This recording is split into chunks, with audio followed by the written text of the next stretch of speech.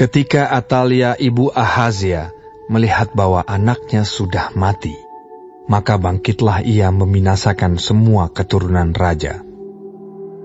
Tetapi Yoseba, anak perempuan Raja Yoram, saudara perempuan Ahazia, mengambil Yoas bin Ahazia, menculik dia dari tengah-tengah anak-anak raja yang hendak dibunuh itu, memasukkan dia dengan inang penyusunya ke dalam gudang tempat tidur, dan menyembunyikan dia terhadap Atalia, sehingga dia tidak dibunuh.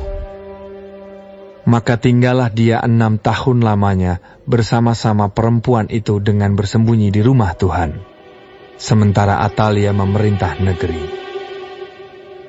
Dalam tahun yang ke-7, Yoyada mengundang para kepala pasukan 100 dari orang Kari dan dari pasukan bentara penunggu.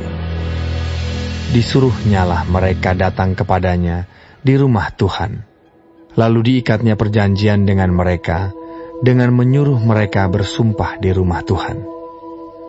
Kemudian diperlihatkannyalah anak raja itu kepada mereka. Sesudah itu ia memerintahkan kepada mereka, "Inilah yang harus kamu lakukan. Sepertiga dari kamu, yakni yang selesai bertugas pada hari Sabat di sini, tetapi mengawal di istana raja. Sepertiga lagi ada di pintu gerbang sur, dan sepertiga pula di pintu gerbang, di belakang para bentara penunggu, haruslah mengawal di istana. Dan kedua regu daripada kamu, yakni semua orang yang bertugas di sini pada hari Sabat dan mengawal di rumah Tuhan, haruslah mengelilingi raja dari segala penjuru, masing-masing dengan senjatanya di tangannya, dan siapa yang mendatangi barisan haruslah mati dibunuh. Dan baiklah kamu menyertai raja setiap kali ia keluar atau masuk." Para kepala pasukan 100 itu melakukan tepat seperti yang diperintahkan Imam Yoyada. Masing-masing mengambil orang-orangnya yang selesai bertugas pada hari Sabat bersama-sama dengan orang-orang yang masuk bertugas pada hari itu. Lalu datanglah mereka kepada Imam Yoyada. Imam memberikan kepada para kepala pasukan 100 itu tombak-tombak dan perisai-perisai kepunyaan Raja Daud yang ada di rumah Tuhan.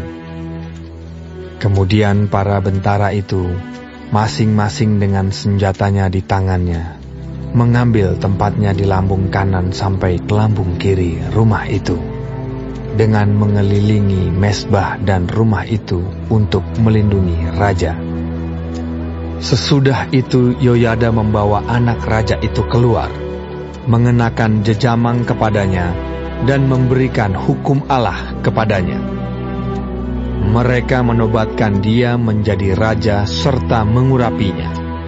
Dan sambil bertepuk tangan, berserulah mereka. Ketika Atalia mendengar suara bentara-bentara penunggu dan rakyat, pergilah ia mendapatkan rakyat itu ke dalam rumah Tuhan.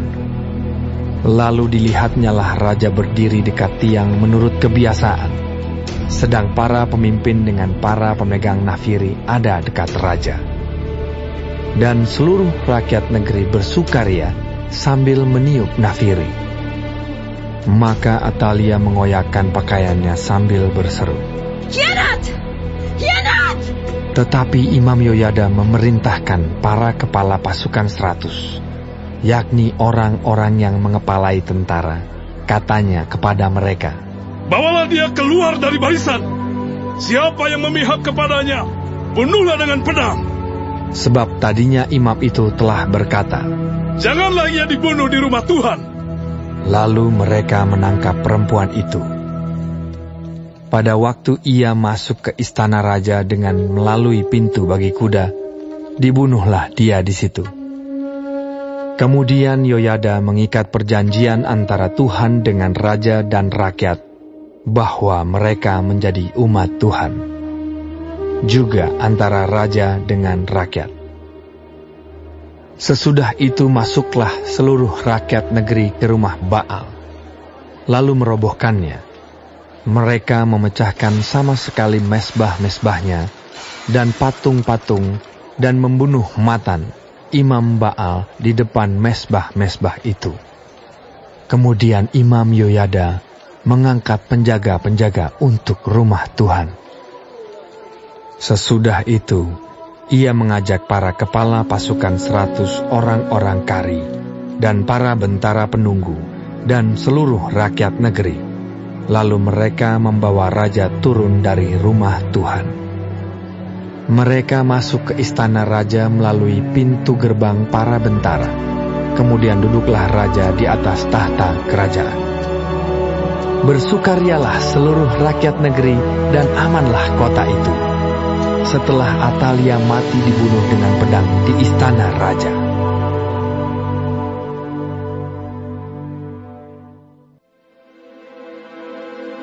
Dalam tahun ke-7 zaman Yehu, Yoas menjadi raja dan 40 tahun lamanya ia memerintah di Yerusalem. Nama ibunya ialah Zibia dari Beersheba. Yoas melakukan apa yang benar di mata Tuhan seumur hidupnya, selama Imam Yoyada mengajar dia. Namun demikian, bukit-bukit pengorbanan tidaklah dijauhkan. Bangsa itu masih mempersembahkan dan membakar korban di bukit-bukit itu. Berkatalah Yoas kepada para imam, segala uang yang dibawa ke dalam rumah Tuhan sebagai persembahan kudus, yakni uang masuk untuk pencatatan jiwa, uang tebusan jiwa menurut penilaian yang berlaku untuk seseorang, dan segala uang yang dibawa ke dalam rumah Tuhan karena dorongan hati seseorang, baiklah para imam sendiri menerimanya, masing-masing dari kenalannya, dan memakainya untuk memperbaiki yang rusak pada rumah itu, di mana saja terdapat kerusakan. Tetapi dalam tahun ke-23 zaman Raja Yoas, para imam belum juga memperbaiki kerusakan rumah itu. Sebab itu Raja Yoas memanggil Imam Yoyada dan imam-imam lain, serta berkata kepada mereka, mengapa kamu tidak perbaiki kerusakan rumah itu? Maka sekarang, tidak boleh lagi kamu menerima uang dari kenalan-kenalanmu. Tetapi serahkanlah itu untuk memperbaiki kerusakan rumah itu. Lalu setujulah para imam itu untuk tidak menerima uang dari rakyat. Tetapi mereka pun tidak usah lagi memperbaiki kerusakan rumah itu. Kemudian Imam Yoyada mengambil sebuah peti, membuat lobang pada tutupnya dan menaruhnya di samping mesbah, di sebelah kanan apabila orang masuk ke rumah Tuhan. Para imam penjaga pintu menaruh ke dalamnya segala uang yang dibawa orang ke dalam rumah Tuhan. Dan apabila dilihat mereka bahwa sudah banyak uang dalam peti itu, maka datanglah panitera raja beserta imam besar, lalu membungkus dan menghitung uang yang terdapat dalam rumah Tuhan itu. Mereka menyerahkan jumlah uang yang ditentukan ke tangan para pekerja yang diangkat mengawasi rumah Tuhan, dan mereka ini membayarkannya kepada tukang-tukang kayu, kepada tukang-tukang bangunan yang mengerjakan rumah Tuhan itu, kepada tukang-tukang tembok, dan kepada tukang-tukang pemahat batu. Mereka memakainya juga bagi pembelian kayu dan batu pahat untuk memperbaiki rumah Tuhan, dan bagi segala pengeluaran untuk memperbaiki rumah itu. Tetapi untuk rumah Tuhan tidaklah dibuat pasu perak, pisau, bokor penyiraman, nafiri, atau sesuatu perkakas emas dan perak dari uang yang telah dibawa ke dalam rumah Tuhan itu. Melainkan mereka menyerahkannya kepada para pekerja, supaya dipakai memperbaiki rumah Tuhan. Mereka kemudian tidak mengadakan perhitungan dengan orang-orang yang diserahi uang itu untuk memberikannya kepada tukang-tukang, sebab mereka bekerja dengan jujur. Tetapi uang korban penebus salah dan uang korban penghapus dosa tidaklah dibawa ke dalam rumah Tuhan. Semuanya itu adalah bagian para imam. Pada waktu itu majulah Hazael, raja Aram. Diperanginya lah Gad dan direbutnya. Kemudian Hazael berniat menyerang Yerusalem. Tetapi Yoas, raja Yehuda, mengambil segala persembahan kudus yang telah dikuduskan oleh para leluhurnya, yakni Yosafat, Yoram, dan Ahazia, raja-raja Yehuda, dan persembahan-persembahan kudusnya sendiri, juga segala emas yang terdapat dalam perbendaharaan rumah Tuhan dan istana raja. Dikirimkannya lah semuanya itu kepada Hazael, raja Aram, maka tidak jadi lagi Hazael menyerang Yerusalem. Selebihnya dari riwayat Yoas dan segala yang dilakukannya, bukankah semuanya itu tertulis dalam kitab sejarah raja-raja Yehuda? Pegawai-pegawainya bangkit mengadakan persepakatan, lalu membunuh Yoas di rumah Milo, yang letaknya di penurunan ke Sila. Yozakar anak Simeat dan Yozabat anak Somer ialah pegawai-pegawainya yang membunuh dia. Lalu ia dikuburkan di samping nenek moyangnya di kota Daud. Maka Amazia, anaknya, menjadi raja menggantikan dia. Dalam tahun ke-23, zaman Yoas bin Ahazia, raja Yehuda, Yoahas anak Yehu menjadi raja atas Israel di Samaria. Ia memerintah 17 tahun lamanya. Ia melakukan apa yang jahat di mata Tuhan, dan ia hidup menuruti dosa Yerobeam bin Nebat, yang mengakibatkan orang Israel berdosa pula. Ia tidak menjauhinya. Sebab itu bangkitlah murka Tuhan terhadap Israel, lalu diserahkannya lah mereka ke dalam tangan Hazael, raja Aram, dan ke dalam tangan Ben-Hadad, anak Hazael, selama zaman itu. Tetapi kemudian Yoahas memohon belas kasihan Tuhan, dan Tuhan mendengarkan dia, sebab ia telah melihat bagaimana beratnya orang Israel ditindas oleh Raja Aram. Tuhan memberikan kepada orang Israel seorang penolong, sehingga mereka lepas dari tangan Aram dan dapat duduk di kemah-kemah mereka seperti yang sudah-sudah. Hanya mereka tidak menjauh dari dosa-dosa keluarga Yerobeam, yang mengakibatkan orang Israel berdosa pula, melainkan mereka terus hidup dalam dosa itu. Juga patung Asyera masih berdiri di Samaria. Sebab tidak ada laskar ditinggalkan pada Yoahas, selain dari 50 orang berkuda, dan 10 kereta, dan 10.000 orang berjalan kaki. Sebab Raja Aram telah membinasakan mereka, dan meniupkan mereka seperti abu pengirikan. Selebihnya dari riwayat Yoahas dan segala yang dilakukannya dan kepahlawanannya, bukankah semuanya itu tertulis dalam kitab sejarah raja-raja Israel? Kemudian Yoahas mendapat perhentian bersama-sama dengan nenek moyangnya, dan ia dikuburkan di Samaria. Maka Yoas anaknya menjadi raja menggantikan dia. Dalam tahun ke-37 zaman Yoas, raja Yehuda, Yoas anak Yoahas menjadi raja atas Israel di Samaria.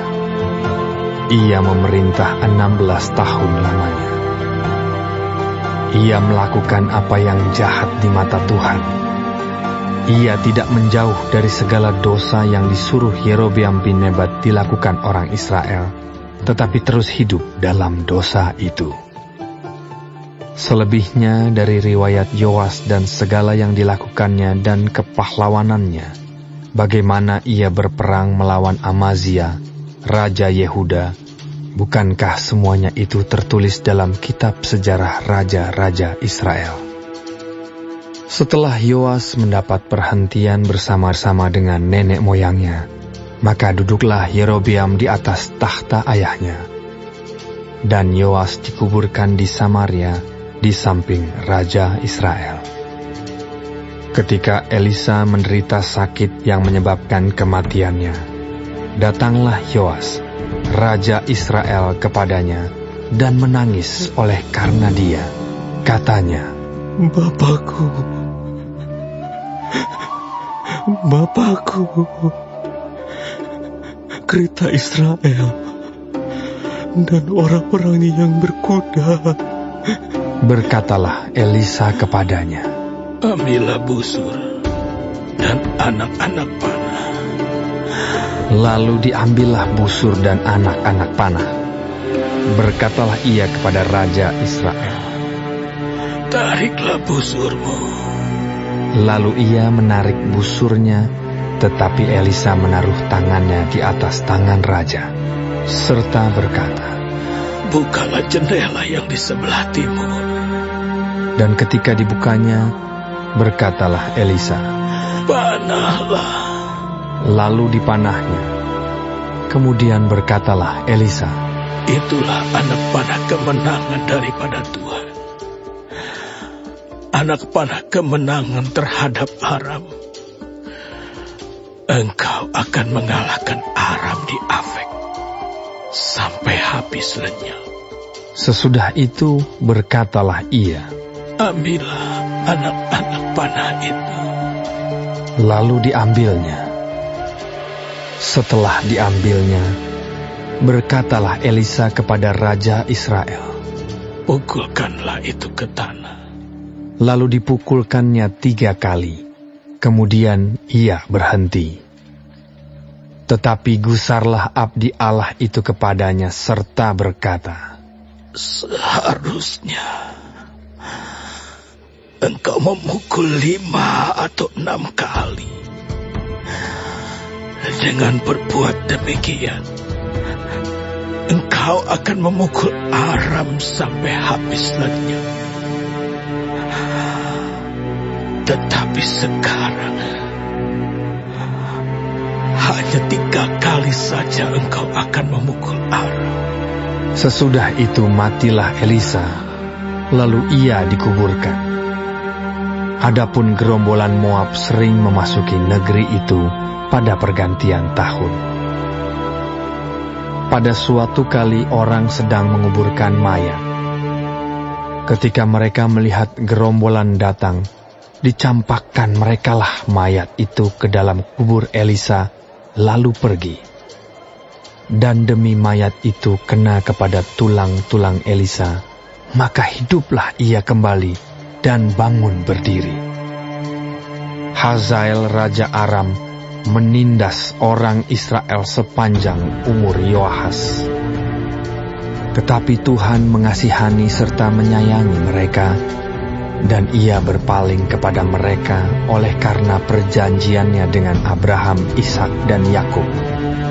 Jadi ia tidak mau memusnahkan mereka, dan belum membuang mereka pada waktu itu dari hadapannya.